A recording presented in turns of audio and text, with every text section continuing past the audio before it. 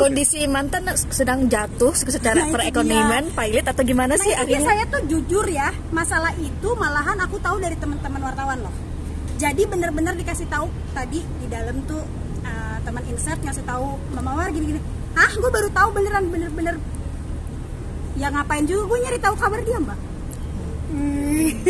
Tapi kan kemarin yang beredar itu ketika lo cerita perihal mobil dijual dan di salah satu akun gosip menampilkan foto istri barunya dengan gayanya yang mewah. Itu gimana? Oh, mewah. Sawah. Aku nggak ngikutin, jujur aja kalau ditanya soal kabar dia sebetulnya aku nggak ngikutin.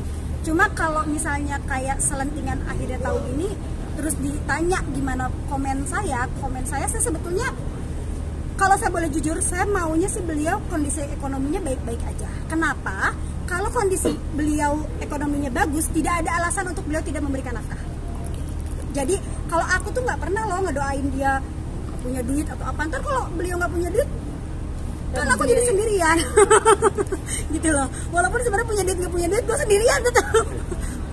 Mawar, semenjak gugatan ini ada, berarti akses mantan suami ke anak udah ditutup sama Mawar? Kalau ditutup banget enggak, karena anak-anak masih tetap WhatsApp, tetap ini. Jadi gini, yang lucunya habis sidang itu hari Selasa atau hari Rabu. Harusnya kan Jumat itu beliau nanya anak-anak dijemput atau enggak. Saya tunggu sampai Sabtu, nggak ada telepon, nggak ada apapun, nggak ada hilal sedikit pun untuk memberikan pernyataan bahwa anak-anak mau dijemput. Pokoknya minggu itu tidak ada. Udah blast tuh ya, weekend itu anak-anak sama saya.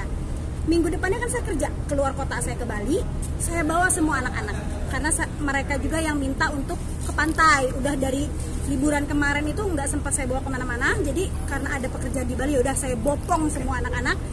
Mungkin beliau tahu, tapi saya rasa beliau pasti tahu, nggak mungkin dia nggak tahu. Anehnya ketika saya berada di Bali baru dia nanya anak-anak bisa dijemput hari Jumat. Saya nggak respon, saya cuma ngeliat, saya ketawa karena Mbak pun bilang udah dikasih tahu kok Mami, kita lagi di Bali. Jadi buat saya seolah-olah WhatsApp hari itu kayak basa-basi aja kalau beliau menanyakan kabar anak gitu. Jadi ya gue di Bali, lu mau jemput mana gitu. Berarti komunikasi sama Mbak gitu ya? Sama saya. Kalau komunikasi sih aku tuh nggak pernah memutus silaturahmi dari dulu juga, malahan kan yang susah dihubungi dulu beliau sampai 2 bulan nggak ada kabarnya. Tapi anak-anak ada cerita apa sih saat dioper? Ya.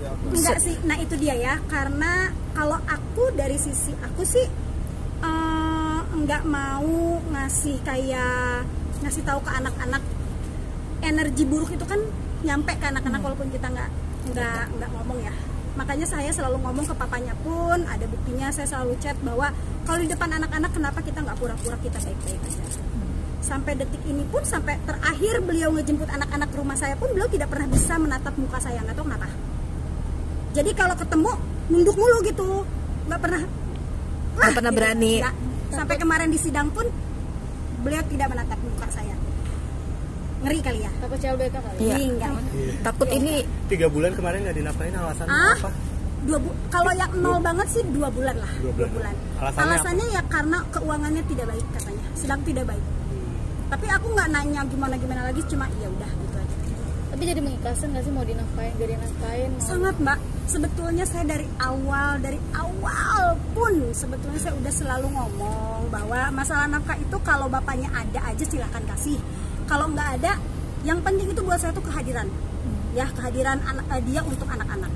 Jangan skip gitu. Maksudnya gini loh, karena anak umur segitu itu kan masih short term memory ya. Short term memory itu kan bisa lupa.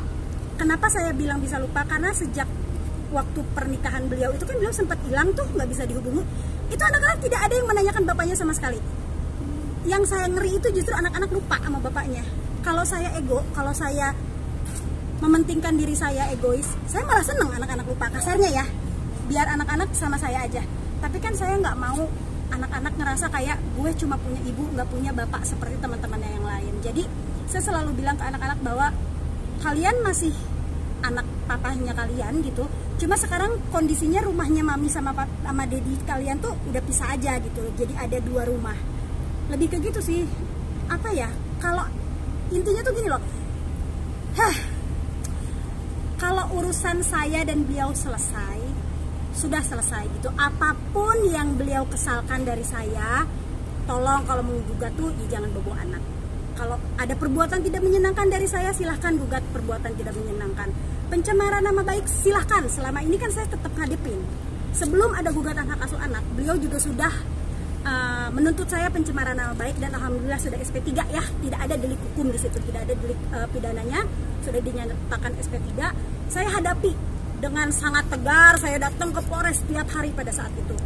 Tapi begitu sidang hak asuh anak ini, jujur ini sangat mukul mentalku, karena gini loh, apa yang mesti diributin dari anak, nggak ada gitu. Kalau memang beliau ada dendam pribadi kepada saya, serang sayanya, jangan pakai alasan anak-anak.